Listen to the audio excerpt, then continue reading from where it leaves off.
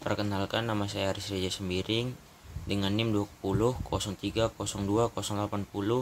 dari Prodi Manajemen Sumber Daya Perairan. Di sini saya akan menjelaskan materi laboratorium kualitas air dari pertemuan pertama sampai pertemuan ke-7. Berikut penjelasannya. Materi pertama yaitu pengenalan alat. Pengenalan alat baik fisika, biologi maupun kimia. Yang pertama itu ada pengukuran secara fisika. Yang pertama itu kecerahan. Pengukuran kecerahan dapat digunakan menggunakan CCDX.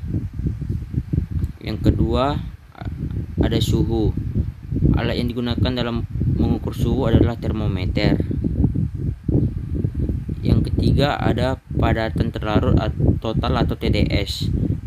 Padatan terlarut total atau TDS adalah bahan-bahan yang terlarut dalam air yang tidak tersaring dengan kertas saring molipor dengan ukuran pori-pori 0,45 mikron. Selanjutnya ada pengukuran secara kimia. Yang pertama itu ada oksigen terlarut atau DO. Penentuan oksigen terlarut dalam suatu perairan dapat dilakukan dengan menggunakan metode Winkler atau juga menggunakan DO-meter. Yang kedua ada pH atau potential of hydrogen. Derajat keasaman atau pH dapat diukur dengan menggunakan pH meter dan pH indikator. Selanjutnya pengukuran secara biologi. Yang pertama ada plankton. Pengambilan sampel plankton dapat dilakukan menggunakan plankton net dengan cara menyaring air sampel. Yang kedua ada bentos. Pengambilan sampel bentos dengan menggunakan surber net, di mana substrat dasar perairan disaring menggunakan surber net tersebut. Selanjutnya masuk materi kedua, yaitu unsur-unsur material air. Unsur material di perairan. Yang pertama ada disolved oksigen atau DO. Yang kedua ada karbon dioksida atau CO2. Yang ketiga ada pH dan alkalinitas. Yang keempat ada kecerahan dan kekeruhan. Kelima biological oxygen demand atau BOD. Keenam ada chemical oxygen demand atau COD. Yang ketujuh ion-ion yang ada di perairan. Selanjutnya ada ion utama atau major di perairan. Ion utama atau major merupakan ion terlarut yang berjumlah banyak di perairan, yang terdiri dari kalsium, magnesium, dan nitrogen. Selanjutnya ada ion atau minor ion di perairan. Merupakan ion yang berjumlah sedikit di perairan, yang terdiri dari silika dan mangan. Selanjutnya ada ion Reni atau trace di perairan. Ion Reni atau trace adalah ion yang terdapat di perairan dalam jumlah yang sangat sedikit. Biasanya dinyatakan dalam bentuk nanogram atau mikrogram, yang terdiri dari aluminium saja.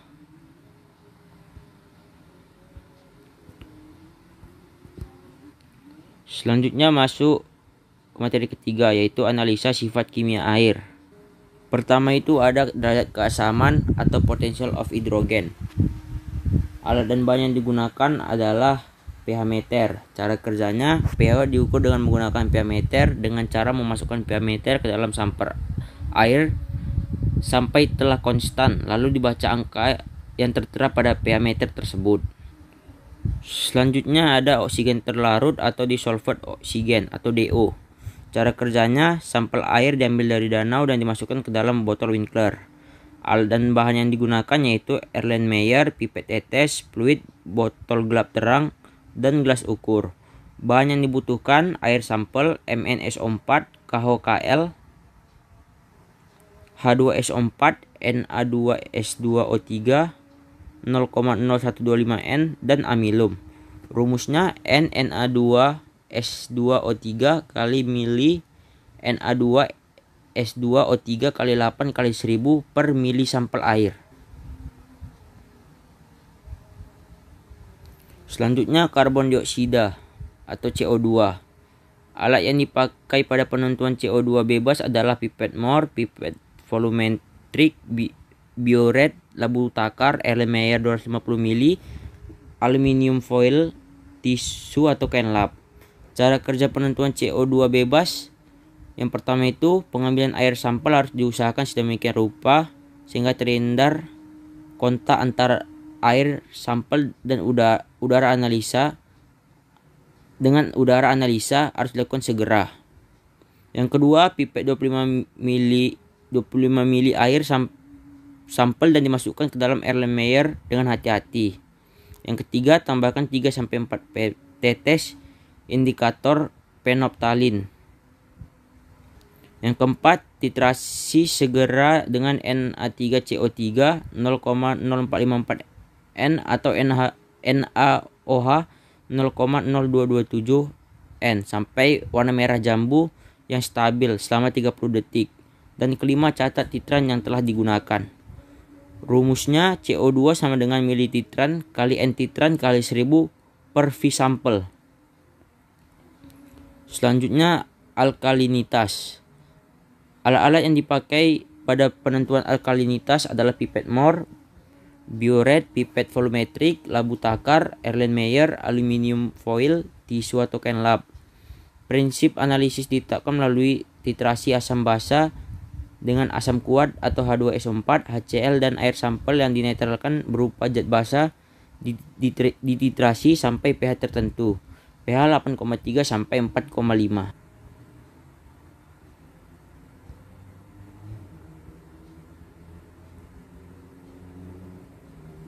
Selanjutnya masuk ke materi keempat, yaitu tentang kecerahan dan kekeruhan. Tujuan dari praktikum ini, satu, untuk mengetahui perbedaan kecerahan dan kekeruhan air.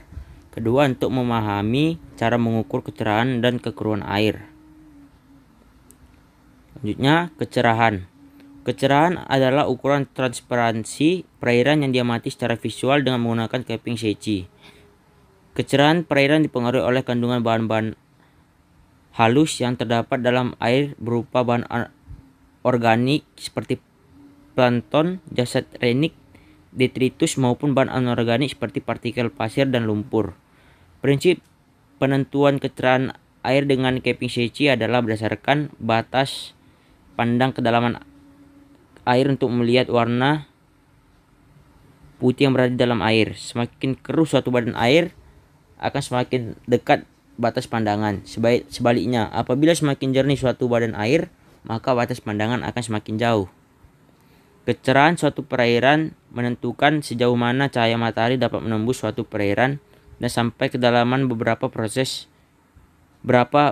fotosintesis dapat berlangsung sempurna. Kecerahan yang mendukung adalah apabila pinggan Secchi mencapai 20-40 cm dari permukaan. Selanjutnya, rumus dari Secchi. D sama dengan K1 tambah K2 per 2. D itu adalah kecerahan, K1 itu Dix yang masih terlihat jelas, K2 itu Dix yang terlihat remang-remang. Prosedur penggunaan Secchi. Pertama itu siapkan alat yang digunakan seperti Secchi dan meteran. Yang kedua, lalu tentukan pengukuran lokasi kecerahan. Setelah itu, yang ketiga itu kemudian ukur panjangnya dengan meteran atau penggaris panjang. Yang keempat, setelah itu secara perlahan tarik Secchi ke atas hingga warna hitam pada Secchi tersebut kembali terlihat. Yang kelima, lalu ukur berapa panjangnya. Ini adalah batas tampak. Yang keenam, setelah nilai batas tidak tampak dan batas tampak didapat, maka jumlahkan kedua nilai tersebut lalu dibagi 2. Itu merupakan nilai kecerahan. Kekeruhan. Kekeruhan menggambarkan sifat optik air yang ditentukan berdasarkan banyaknya cahaya yang diserap dan dipancarkan oleh bahan yang terdapat di dalam air. Kekeruhan dinyatakan dalam suatu turbiditas yang setara dengan 1 mg per liter.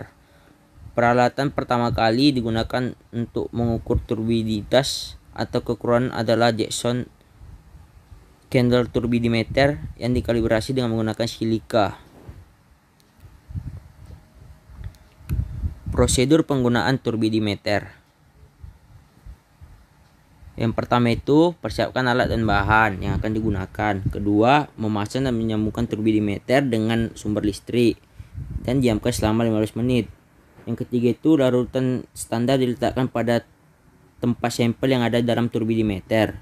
Yang keempat, lalu dilakukan pengukuran dengan menyesuaikan nilai pengukuran dengan cara memutar tombol pengatur hingga nilai yang tertera pada layar turbidimeter sesuai dengan nilai standar.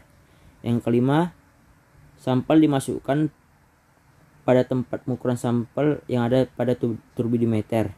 6. Setelah membaca skala pengukuran kekeruhan atau pengukuran dilakukan 3 kali dengan menekan tombol pengukuran untuk setiap pengulangannya. Selanjutnya masuk ke materi kelima, yaitu tentang pencemaran air terhadap budidaya ikan.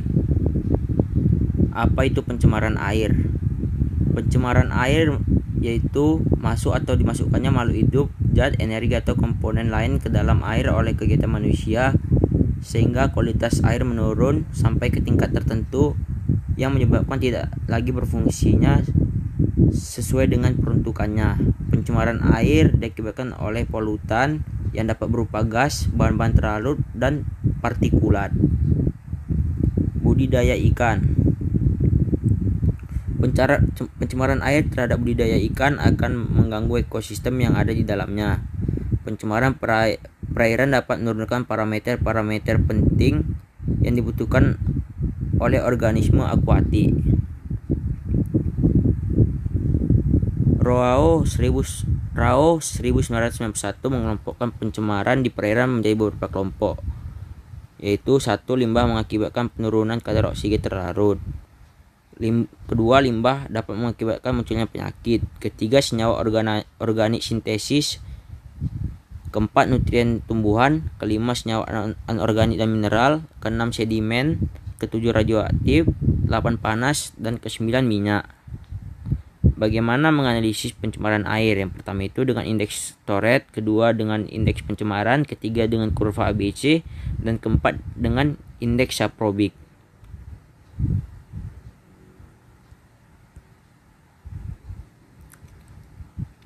Kadar fosfat yang tinggi pada kolam budidaya dapat disebabkan karena penggunaan pupuk yang digunakan pembudidaya pada awal pengolahan dasar kolam. Kadar amonia yang tinggi disebabkan oleh penumpukan kotoran biota budidaya dan hasil kegiatan jasad renik di dalam pembusukan bahan-bahan organik yang kaya akan nitrogen atau protein.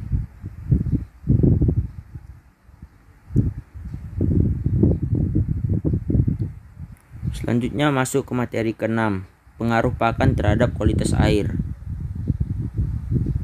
Pakan ikan. Salah satu faktor yang berpengaruh terhadap pertumbuhan ikan budidaya adalah pakan. Pakan yang berkualitas baik merupakan faktor penting penentu keberhasilan budidaya secara intensif.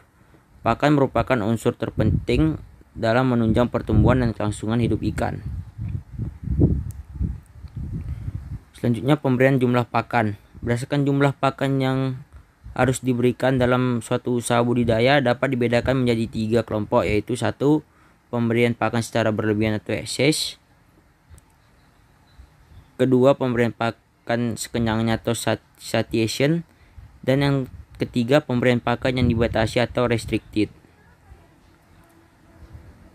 Metode pemberian pakan terbagi menjadi 3, yaitu 1. Pemberian pakan dengan tangan, kedua pemberian pakan secara mekanik, dan yang terakhir pemberian pakan di hatchery. Parameter kualitas air. Parameter kualitas air dipengaruhi oleh 2 faktor, yaitu yang pertama amonia dan kedua fosfat.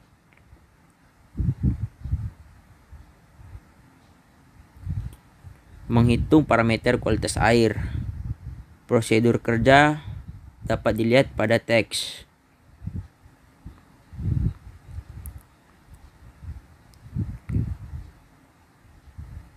Selanjutnya masuk ke materi yang terakhir, yaitu materi ke-7 tentang pemanfaatan air terbuang terhadap budidaya ikan atau pembuatan filter air sederhana. Air limbah budidaya. Aquaculture merupakan kegiatan budidaya yang dinamis dan berorientasi pada produksi, sehingga melibatkan cukup banyak faktor pelaksanaannya. Faktor terpenting dalam pencapaian produk aquaculture diantaranya pakan, atau meliputi kualitas dan kuantitas, pengelolaan kualitas air dan limbah, pengendalian mikroba dalam wadah budidaya intensif yang terbatas tanpa pergantian air seperti kolam, tambak, tangki, dan akuarium menyebabkan konsentrasi limbah budidaya mengalami peningkatan yang sangat cepat berisiko terhadap kematian ikan. Prosedur praktikum. Alat dan bahannya. Yang pertama alatnya 1 buah bak penampung, 1 buah galon bekas, 1 drum bekas, keran, dan pipa penyambung. Bahannya air limbah, batu berukuran besar, kerikil, arang, ijuk, dan pasir.